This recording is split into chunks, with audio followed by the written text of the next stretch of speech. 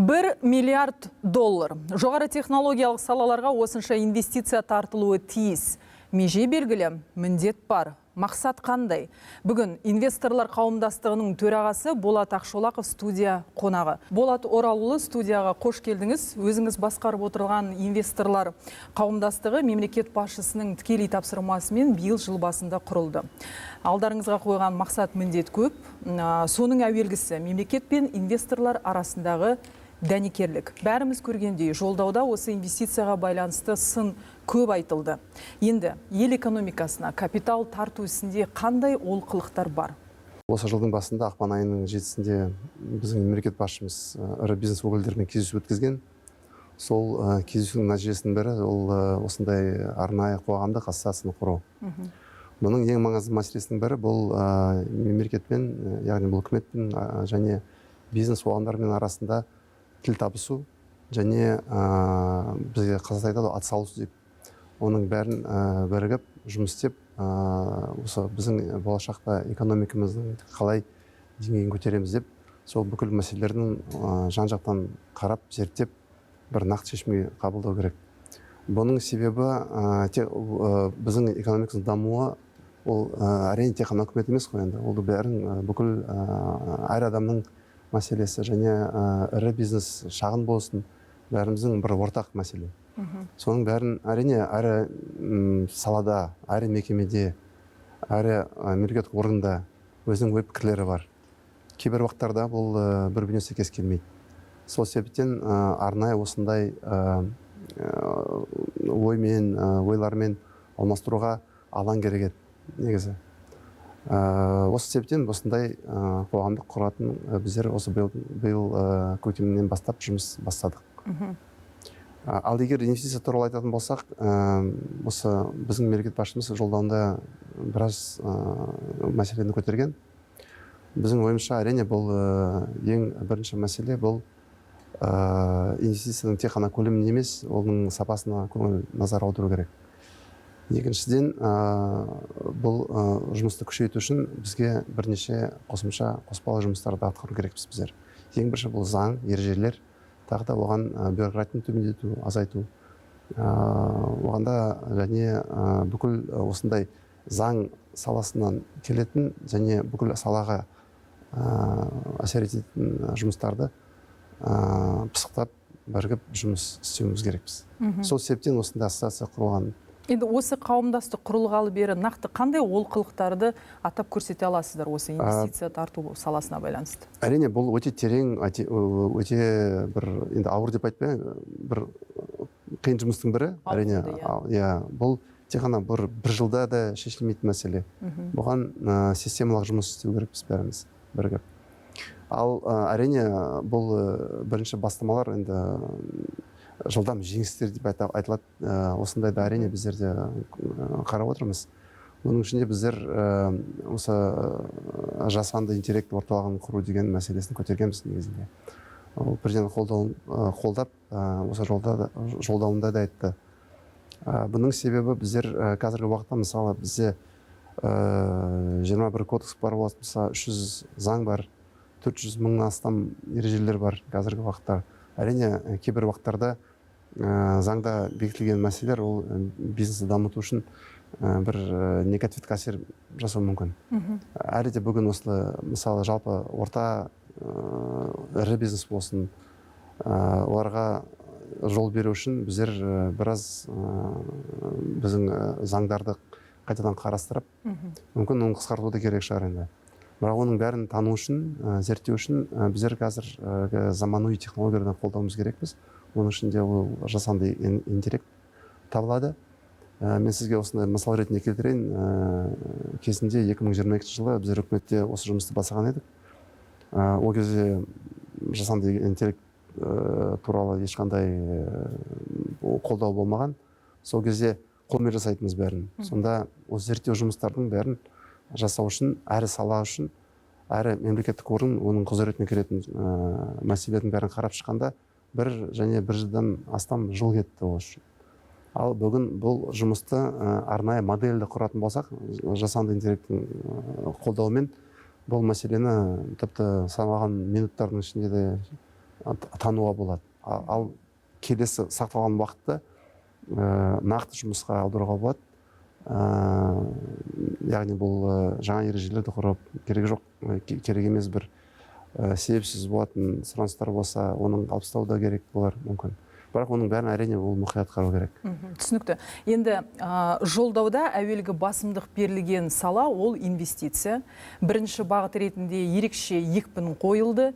Мемлекет басшысы осы тұста инвестицияға байланысты жеке министрліктің құру қажеттілігі жоқ деді.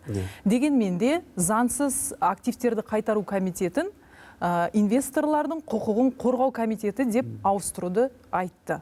Осы тұста жұмыс басталып кетті ме? Әлде бұл мекеменің негізгі функциясы қандай болады? Сол жағынан ақпарат бере аласыздар ма? Өзара қоян қолтық тығыз жұмыс жасау үшін қандай әрекеттер жасалуда қазір? Өзіңіз көріп отырсыз, ол негізі парадигманың өзгерту деген сөз. Әрине үлкен терең жұмыс жүргізілді ол комитетпен. Енді заңсыз активтерді шығару деген, шетелге ақша алып кету дегенде мәселелердің бәрін қарап шыққан. Бұл жұмыс барысында бірталай тәжірибе жинаған оларды. Әрине бұл ол кезде олар ірі бизнесмендермен қарым-қатынас жүргізген болатын. Әрине бұл ұзақ жұмыс барысында бір-бірін таныған бұларды. Әрине, бірақ қазіргі уақытта осы жолдауында айтқан біздің мемлекет басшымыз еліміздің экономикасын дамыту үшін біздер қазір бір-бірін соғыспай атсалысып жұмыс істеу керекпіз. Сол себептен мен ойлаймын, енді бірақ экономиканы дамыту үшін ең бірінші мәселенің бірі бұл нормативтік және құқықтық қорғау мәселелері. Егер біздер мысалы инвестицияны құятын болатын болсақ, әлі ірі бизнесмен, әлі компания, шетелдікі болсын, іштен шыққан болсын, әрине бәріне сенімділік керек. Бірақ халқымызға, елімізге әділдік керек. Оның бәрін осы комитет қарастырады деп ойлаймын. Қазір тек қана іштен емес, жан-жақтан геополитика, геосаясаттың қаншама сұраныс қиыншылықтарын өзіңіз білесіздер. Соның бәріне әзір болуымыз керекпіз. Біздер қазақта асар деген сөз бар. Көп болса жүк жеңіл дейді ғой. Сонда біріміз ауызбіршілік болмаса, біздер ешқандай бір нақты нәтижеге жете алмаймыз. Сондықтан біздер қазіргі енді осы жаңа парадигма жолдан кейін айтылған сөздің мағынасы бұл бәріміз біртұтас болып бір бағытпен жүруіміз керекпіз. Бірден айта кету керек, инвесторлар үшін бұл біздің елге деген сенімділікті арта түсетіні сөзсіз. Ол сенімділіктің деңгейін көтеретін мәселе. Енді инвестиция тарту бойынша Қазақстан орталық Азияда көш бастап тұр. Жалпы біздегі инвест-климат қолайлы деп айтуға болады. Дегенмен де президент жолдауда инвестиция жетімнің күйін кешіп отыр деді. Нені түзету керекпіз? Нақты айтасыз ба осыны? Шынымен айтқанда, енді тарихи біздер Орта Азия және тек қана Орта Азияда емес, одан да кеңейтілген жерлерді, елдерді алатын болсақ, тікелей шетелдік инвестицияның тартуына енді бірінші орында болып есептейміз біздер. Ал алғашта келешекте де сондай қалады деп сенімдеміз. Бірақ әрине ол үшін біраз жұмыстарын жасау керек. Егер бір тарихқа қарайтын болсақ, 90 жылдардың басында біздер ең осы тәуелсіздігіміз алған күннен бастап ең үлкен ірі мәселе болатын бұл қалай экономиканы көтеру мәселелер болған. Әрине ол кезде ақша да жоқ, қаражат та жоқ. Енді мүмкін де бірінде жетпеген болар ол кезде жаңадан құрылған мемлекет. Сондықтан тікелей шетелдік инвестицияларға өте үлкен назар аударылған. Бұл үшін құқықтық реформа жасалыпты. Бұл 94-95 жылына нақты бір үлкен құқықтық реформа жасалған болатын. Бұның бағыты қалай біздер инвестиция климатты жақсарамыз және қалай ол инвесторларға және біздің мемлекетімізге пайдалы болады деп осындай терең жұмыс жүргізген. Бұның нәтижесі 95 жылы біздің құқықтық реформа жасалған. Бірақ ол уақыттан кейін қанша 30 жылда уақыт өтті. Әрине бәрі ескереді және жан-жақтан бүкіл салалар, адамдар дамиды. Жаңа сұраныстар туғызады. Жасанды интеллект деп айтып отырмыз. Соның бәрімен сол сұраныстарға бәріне әзір болу үшін біздер тағы бір циклдан өту керекпіз қазір жағдайда. Бұл біріншіден. Екіншіден, соңғы уақыттарда Қазақстанға тікелей шетелдік инвестицияның көлемі төмендеп бара жатыр деп. Шынымен солай, бірақ ол деген мәселе тығыз шикізат, әсіресе мұнай саласына байланысты. Ең ірі инвестициялардың циклы өтті. Ол геологияның өзінің ерекшелігі. Ол мұнай саласы, бұл әрі 5-10 жыл сайын үлкен ақша құяды. Одан кейін тағы келесі 5-10 жыл соның нәтижесін, соның несімен инвестицияның пайдасын көреді. Бұл жыл сайын енді инвестиция жасамайды. Бұл жақын арада мұнай салада үлкен кең орын, теңіз деген кең орын бар. 50 миллиард шамасындағы инвестиция аяқталды. Енді ары қарай ондай көп инвестиция болмайды. Бұның себебі ол қажеті жоқ. Бұл геология және өзінің саламыздың ерекшелігі сондай. Сондықтан әрине бұл осындай сәл-сәл азаю мүмкін, бірақ қазір жаһандық бәсеке күшейіп тұр осы капитал үшін. Әлемдік дүниежүзілік бәсеке күшейіпті.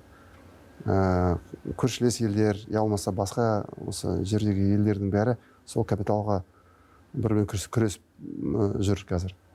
Әрине бұл осы еске алып, біздер осы еліміздің инвестиция климатын күшейтуіміз керекпіз.